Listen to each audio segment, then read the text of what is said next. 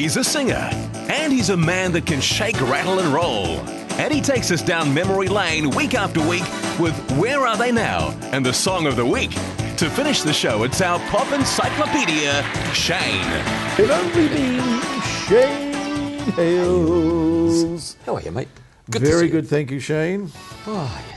Another day, another box of birds, and I'm happy as. Yeah, I'm happy too. What is this about happiness, Shane? Why are we both so happy? It's better than being miserable. I think we're both happy because coming up on the 2nd of August is our 300th show celebration. The big 300, and I'm so looking forward to it. I can and announce seeing all our friends. Officially tonight that the tickets have now been printed, Shane. Printed, the tickets. yes. So it Spent is some way all night away, doing that so, last night, didn't you? Little rubber stamp you did last night. No. Yeah, they're printed, and of course they're for sale, and it's so simple to get a ticket. Yep. And I've had a few inquiries on my emails. How do I get a ticket? Too. So I'll let you tell them. Yeah, all it's you your do show. is just phone up 09 525 1512. Yeah.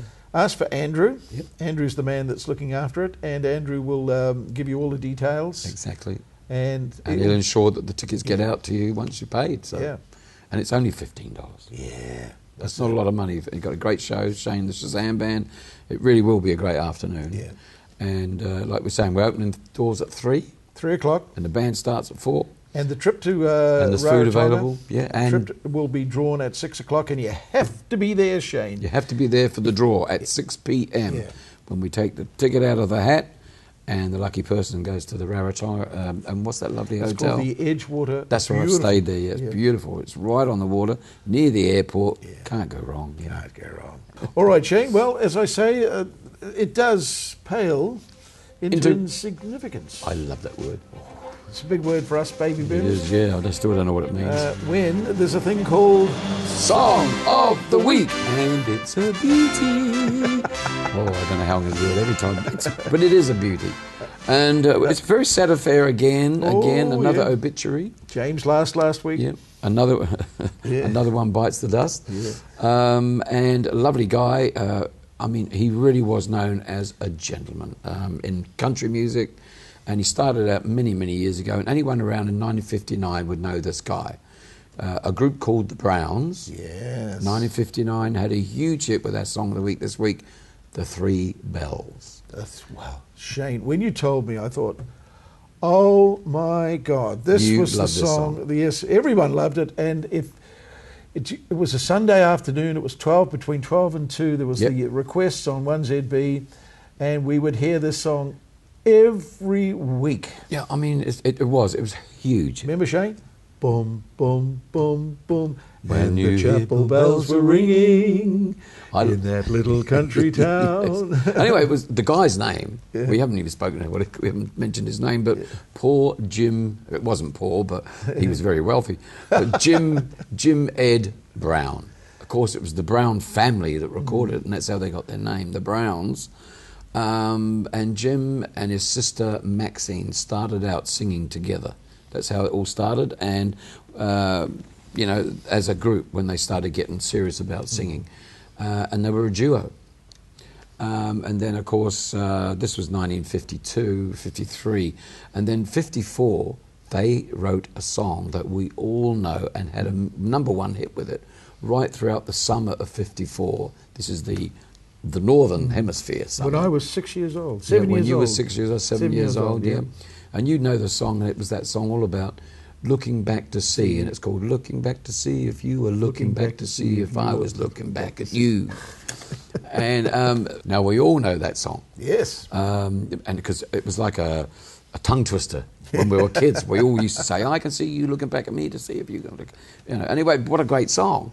And it's been recorded by umpteen people ever since, turned into a rock song in the country music in the 70s. So it's had all sorts of versions released over the years. Of course, very popular song. Anyway, 1950, so they're on top of the world. They got as a duo. And that was with Maxine and Jim Ed Brown. I'm glad you said that because I nearly said Sullivan. Good. It's confusing, the 60s. But, anyway, so... But 1957 comes around. Yeah, they added another member. And they added another member because 18-year-old Bonnie the younger sister grows up, and she's just graduated from college and university, and she's ready to get into rock and roll. Wow. And they've already had this hit, so they start. This is 1955, and so they go out and they do the rounds and the singing and the recording, and they have mediocre success. Nothing really happens after that first big hit. So, but the beautiful harmonies that they had, this just added an extra luster to the harmonies, and you'll hear it when we do the clip.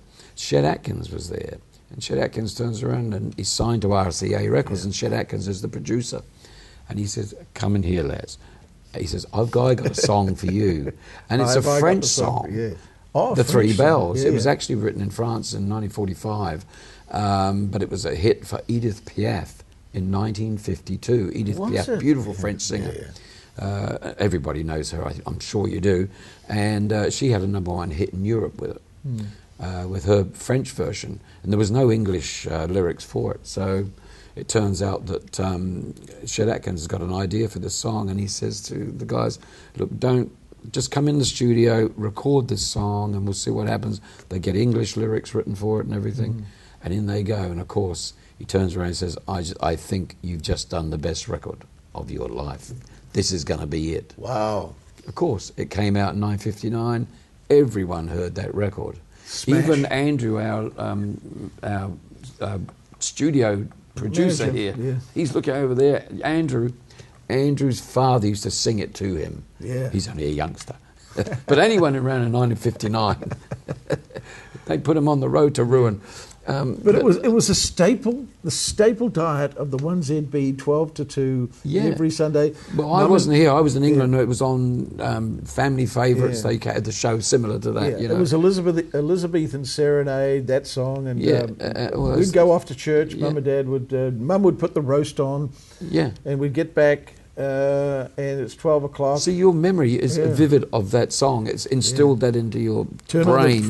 And then boom, boom, boom. And on came Jimmy Brown. And it was no coincidence that it was just a coincidence, I should say, that Jimmy Brown was the guy that's singing it. Yes. And it's a story about a Jimmy Brown. Yes. As the character of the song. It was just a coincidence. Yeah. And the song is about, Three Bells, and it's about being born, being married, and death. The three stages in someone's life. I used to say hatch, matched, and dispatched, but same thing. The three big bells: hatch, matched, and dispatched. Did they ever have another big hit? Yes. They had a couple of, I would say, not mediocre even, but reasonably sized hits over the next couple of years. By '63, success was still there for them, and they were still out working really hard. And the Beatle thing was coming and everything was changing, but they were into the country music thing. Even though Three Bells is quite a folky song, they were sort of into the country music by this time. And so they go along and they join the Grand Ole Opry. They're invited to join, and that's something really big time. And of course, stayed there. After that, they were just pretty staple diet for the Grand Ole Opry. They were there all the time. And they got on a lot of TV shows that were filmed there and all that sort of thing. So they become quite big country music stars. But by 1965, Jim Ed is starting to look around, and he starts a solo career in 1965, even though he's out working with the Browns. And he starts recording, and what happens? He's having more success as a solo artist than he is with the Browns. Really? Bit of a problem. But they continue, and he sings his solo records in the show, and they keep going through till about 1967. The girls decided they'd had enough, and they were ready to retire for a while and get married, and went off and got maternal, as girls do. And so they move on. He meets this lady, a great country singer called Helen Cornelius, who he records a song with, a duet, and he's had so-and-so success, but with her, it's huge. It's big in America. The song was called I Don't Want to Have to Marry You. Now, there's a good title, isn't it? I Don't Want to Have to Marry You. I've said it a few times myself. But we move on quickly before I digress. Move on quickly out of that one. And it's so successful that they do some more duets, and right through the 80s, up till the 80s, they record a whole series of duets that are all great hits in the States.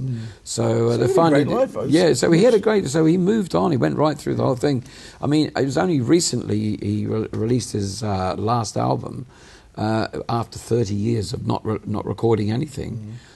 Just before his death, I'd say a year ago, he released an album called In Style Again, which is could do that, magnificent.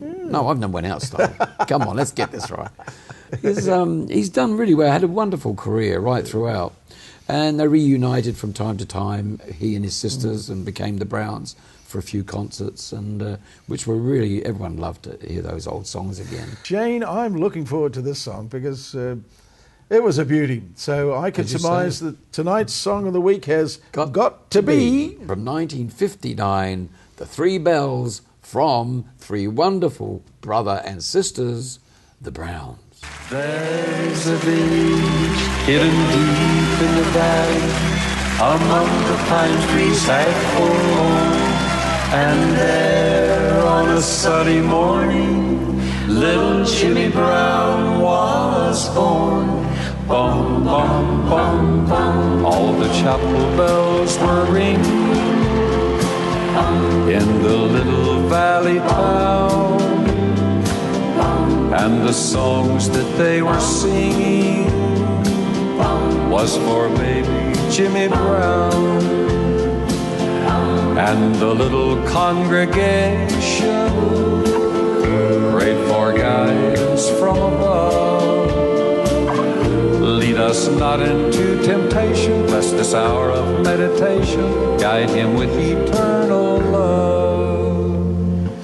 There's a village hidden deep in the valley, beneath the mountains high above. And there, 20 years thereafter, Jimmy was to meet his love. Bum, bum, bum, bum, all the chapel bells were ringing. 'Twas a great day in his life, for the songs that they were singing was for Jimmy and his wife. And the little congregation prayed for guidance from above. Lead us not into temptation, bless the Lord this celebration, may their lives be filled with love. From the village hidden deep in the valley, one rainy morning, dark and gray, a soul winged its way to heaven. Jimmy Brown had passed away. Bum, bum, bum, bum, just a lonely bell was ringing in the little valley town. 'Twas farewell that it was singing to our good old Jimmy Brown. And the little congregation prayed for guidance from above. Lead us not into temptation, may his soul find the salvation of thy great eternal love. I love it. Takes me right I say back. that every week, but I it know. really is something special. Takes me right back to when I was a kid and we're back from church and What we'd a turn on the radio. Yeah, beautiful clip, eh? So you went to church? I never knew. Well, my parents dragged me along to Yeah, I'll church. just and, say so. Yeah. I'm not saying I ever enjoyed it. And if they were here now, they'd still have to do that, I think. Church? Yours is the local pub, isn't it? Nah. No, I jest. Yeah, I just... But did you know now, No, funny enough, I didn't. Jim Ed Brown, he was the only singer to have a hit. This is true, not just to have a hit, but a hit as a solo act, as a duo when he was in the Browns in the early days, and as a trio when he was in the Browns with that little song Jimmy Brown. Isn't that great? And so he is the only singer, a solo, duo, trio. Not many people can do that. No, even you guys, but even the Bee Gees, I thought maybe could have done that, but they didn't. They all did it separate, and sort of thing. And it's one of those things he never set out to try to do. And he didn't try to do it; it just happened the way it was. And he was singing pretty close to the end, and doing his thing, and rest in peace, Jim Ed Brown. You left great legacy of music, fantastic music out there. Sterling job, old sausage. Sterling, we'll stick with the sausage. And Shane, Sure. once again, Shane, you've done it again. Just a lonely bell was ringing in the little valley town. 'Twas farewell that it was singing to our good old Jimmy Brown. Little Jimmy Brown. And the little congregation prayed for guidance from above. Lead us not into temptation, may his soul find the salvation of thy great eternal